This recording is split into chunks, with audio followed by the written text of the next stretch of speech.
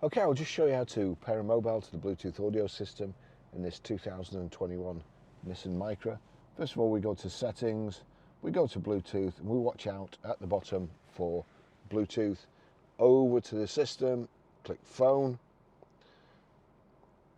click on connections, Bluetooth, add new, that's what we want, add new. Bluetooth is off, would you like to turn Bluetooth on to connect to device? Yes. Right, we're watching out at the bottom for my car. From the list, select my car. Thinking about it here, it's come up, my car. Bluetooth pairing request, here we go, 271925, yeah, pair.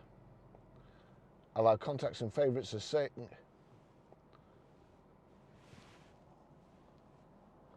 We'll just look for my car connected, that's it done. And it's now showing up on this system too.